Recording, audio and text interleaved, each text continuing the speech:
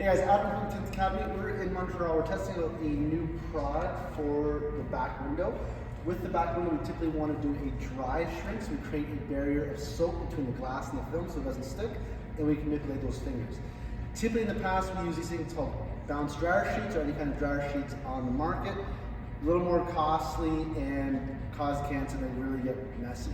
So now we're using this new product out of Montreal. It's just a soap. It's about $19. It brings down to about 2 to 3 cents per application. So I've already done my outside prep. I used my scrub pad, got all the dirt off. Now I want to get ready for my dry prep. So all I do is I take my solution and I do a light spray across the window. Once I do a light spray, just 2 or 3 shots, I'm going to take my microfiber cloth to make sure it's all light evenly across the back window. If you come in a little bit closer here, you can see that we have a light soap.